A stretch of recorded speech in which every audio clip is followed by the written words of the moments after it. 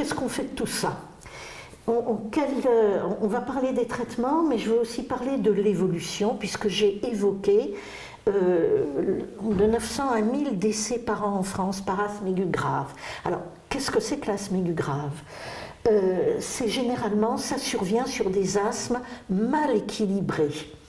Et ça se présente comme une crise inhabituelle, avec d'abord des valeurs du peak flow, ce débitmètre de pointe, qui ne remontent pas malgré les traitements, c'est-à-dire qu'on se rend compte que les traitements, dont je vais parler, bronchodilatateurs, corticoïdes, qu'on prend d'habitude, qui font céder la crise, là, n'améliorent pas.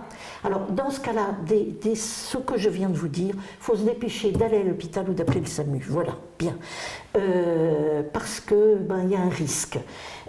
On remarque aussi à ce moment-là que le patient n'arrive plus à parler, tellement il est justement oppressé, qu'il y a des signes de ce qu'on appelle une décompensation.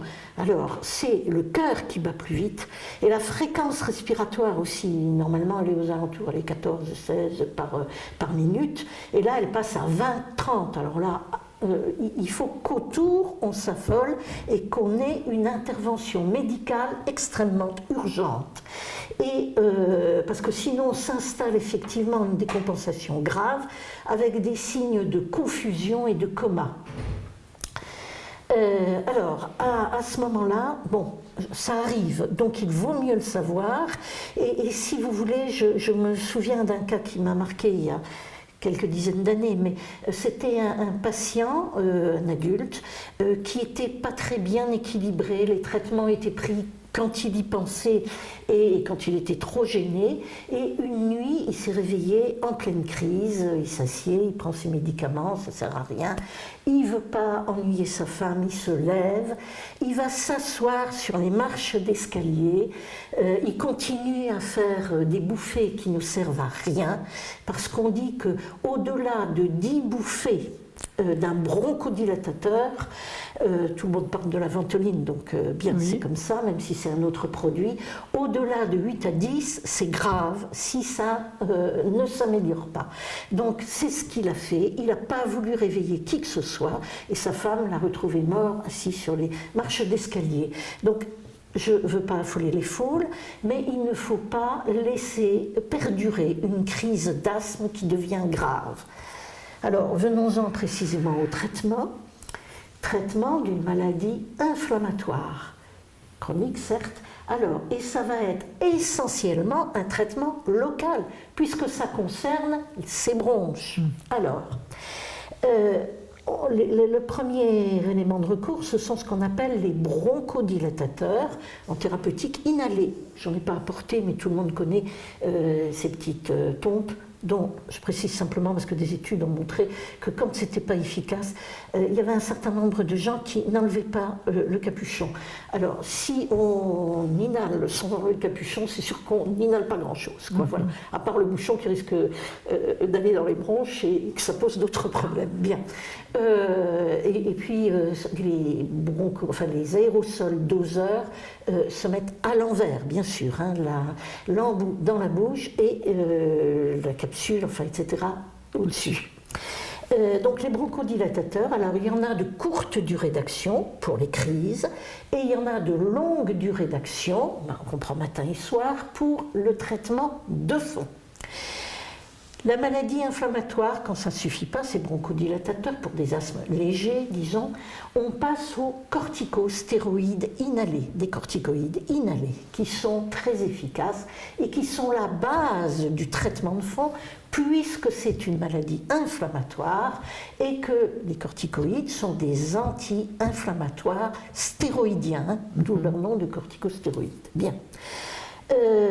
Je dois dire qu'au niveau des traitements, bon, il y a bien sûr la kiné, on apprend à respirer, etc.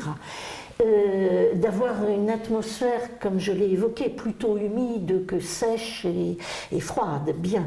Et il y a actuellement d'autres pistes, je les qualifierais comme ça, mais depuis plusieurs années, qui font appel à ce qui est dans d'autres pathologies aussi, les anticorps monoclonaux, les biothérapies. Et c'est à l'heure actuelle des protocoles qui sont faits dans des milieux pneumologiques hospitaliers essentiellement. Et on manque encore un petit peu de recul comme les thérapeutiques récentes, mais c'est une voie d'avenir. Alors, il faut quand même que je redise qu'effectivement, il n'y a pas de traitement standardisé, mais que le traitement de l'asthme est personnalisé.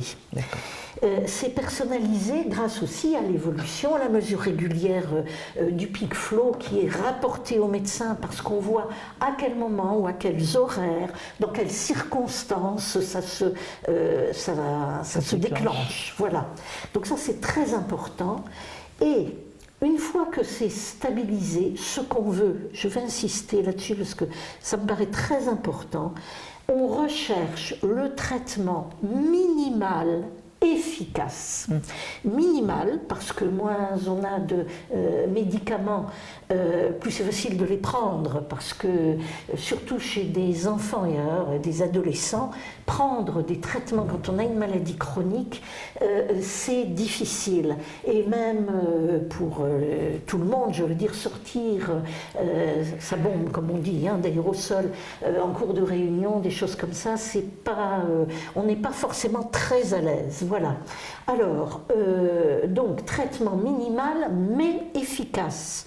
Et là aussi, nous avons fait dans ces 10 dernières années, on va dire, des progrès qui consistent à dire, comme dans tous les domaines de la médecine et de la chirurgie, le mieux est l'ennemi du bien. Pour nous, il ne s'agit plus d'arriver à 100% des valeurs, mais quand on est au-dessus de 80%, on peut considérer que c'est satisfaisant, parce que sinon on a des échecs thérapeutiques de gens qui ne veulent plus prendre leur traitement et ça risque de mal évoluer. Voilà, traitement minimal efficace, mais le but, qu'est-ce que c'est que les objectifs du traitement?